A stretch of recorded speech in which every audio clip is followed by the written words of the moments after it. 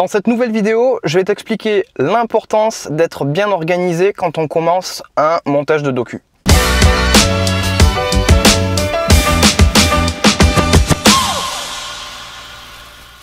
Bon, donc comme tu le sais, on a une stagiaire là en ce moment à la boîte, là où je bosse, qui va rester 6 mois avec nous. Et un des premiers projets sur lesquels on l'a mis, en grand sadique que nous sommes, on l'a mis sur un docu direct. Voilà, alors un petit docu, un petit format, mais un docu quand même. Et en fait, pendant plusieurs jours, elle était un peu en flip quoi, vraiment en flip. Et elle se sentait un peu enterrée sous la masse de données qu'il y avait, de contenu. Enfin vraiment, voilà, la peur de se dire mais je suis tellement submergé par tout ça. Je sais pas par où commencer. Il y a plein d'infos quoi, il y a trop d'infos, il y a trop de fichiers, il y a trop de tout quoi. Et donc elle était un peu en flip quoi. Bah du coup moi ma réponse ça a été de dire écoute, moi je t'avoue qu'à chaque fois c'est pareil, je suis un peu en flip parce que je ressens la même chose, c'est que je me sens waouh, submergé, il y a plein de fichiers partout, il y a plein de... C'est vrai que voilà, en fait notre métier c'est de donner du sens à un truc qui pour le moment n'en a pas quoi. Donc ouais, c'est vrai que tu te retrouves devant des gigas et même des fois des terras de fichiers vidéo et tu te dis waouh, gros challenge, gros défi.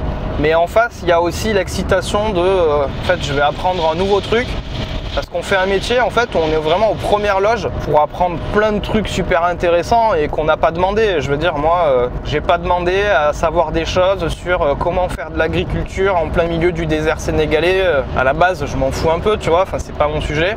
J'ai pas demandé non plus à apprendre quoi faire face à une personne en deuil, tu vois, ou comment être apaisé malgré le deuil de son enfant, tu vois. Enfin, c'est des sujets qui sont super durs et sur lesquels on n'a pas forcément envie d'aller ou qu'on va pas naturellement aller. Et pourtant à chaque fois j'apprends plein de trucs géniaux et c'est un peu ça l'excitation de commencer un docu, c'est de te dire ouais, je vais encore traiter un sujet qui sera sûrement passionnant. En tout cas on va le rendre passionnant et ça c'est génial parce que c'est un peu ta responsabilité aussi. Mais au début il y a ce petit moment de flip où tu te dis waouh, pour le moment ça ressemble à rien et il va falloir en faire quelque chose. Et la meilleure manière pour moi de passer ce cap, c'est juste de passer par la première étape du montage vidéo. Première chose à faire, c'est d'organiser, de tout organiser. Ça commence par faire des dossiers très clairs où tu sais déjà avant même d'ouvrir le dossier ce qui se passe à l'intérieur, donc de les nommer proprement. Et là déjà il y a quelque chose qui se dessine, il y a déjà une histoire qui se dessine dans la chronologie de ce qui a été tourné. Je conseille de faire un dérush en tenant compte de la chronologie dans laquelle les choses ont été tournées pour la simple et bonne raison qu'à un moment donné, tu as un réalisateur qui va passer à côté de toi et qui va te dire « Ah, mais là, on avait filmé ce truc-là à jour 1, vers le milieu de la journée, pourquoi tu l'as pas mis ?»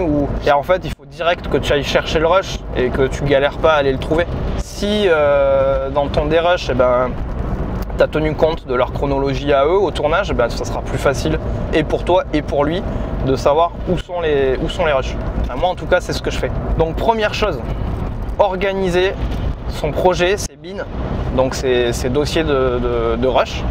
Jour 1, séquence 1, qu'est-ce qui s'est passé, séquence 2, qu'est-ce qui s'est passé, voilà, de tout bien décrire dans les dossiers. Et en fait, à ce moment-là, il y a une magie qui va un peu opérer, c'est que tout d'un coup, rien qu'en faisant ça, tu auras déjà une idée de comment les choses se sont passées, de ce qui se passe en fait pour de vrai dans tous ces rushs, et de déjà comment, c'est quoi les moments informatifs qu'il va falloir mettre, parce qu'on parle de ce sujet.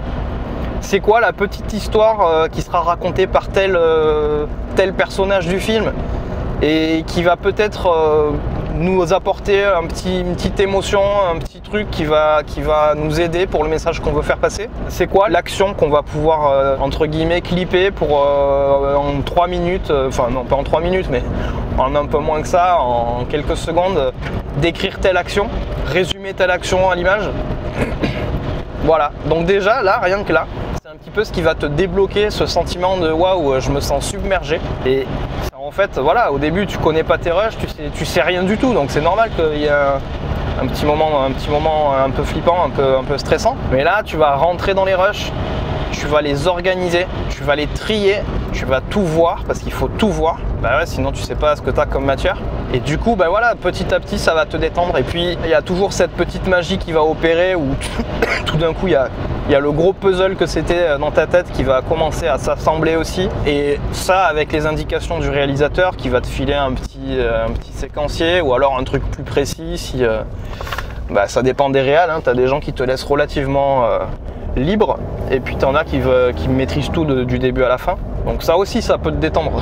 S'il y a déjà un projet qui est déjà bien travaillé, bien ficelé en amont.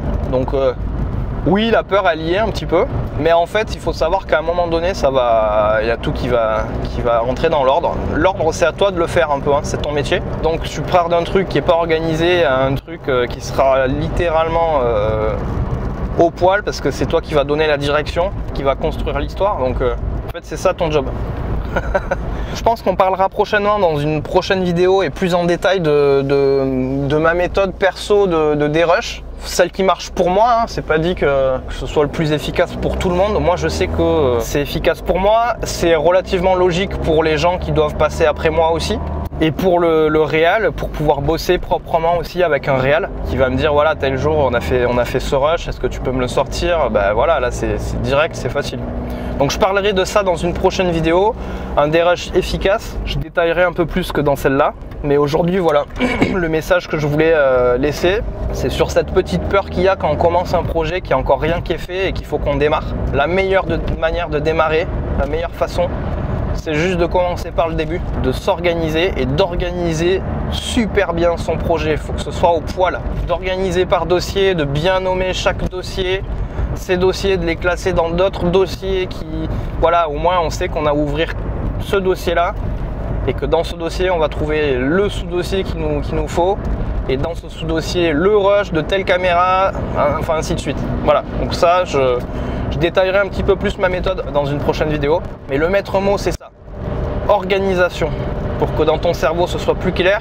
Et en plus, c'est quelque chose qui, sur toute la durée du projet, et un docu, ça peut durer longtemps, hein, c'est pas juste un truc que tu vas plier en 3 jours, tu peux y passer plusieurs semaines, mais tu vas bénir ce moment que tu as pris au début pour tout organiser. Parce que plusieurs fois et des centaines de fois, tu vas être obligé de retourner en arrière, de retrouver des rushs que tu avais vus. Et là, s'ils sont bien classés aux bons endroits, bien triés, bien organisés, tu te sauves des heures de recherche bêtes qui auraient pu être anticipées. Voilà, je te rappelle de t'abonner sur la chaîne si ça t'intéresse, de continuer de recevoir des petits conseils comme ça en bagnole. Pour le moment, je peux pas faire mieux. Donc des petits conseils en bagnole dès que je peux, une petite vidéo sur YouTube. Donc abonne-toi, petite cloche. Et puis un e-book aussi, un petit PDF, mes 15 meilleurs conseils pour faire des montages vidéo plus pro. Et là, il faut s'inscrire sur la newsletter, vous avez l'adresse juste en dessous dans la description de cette vidéo. À très bientôt pour une prochaine vidéo.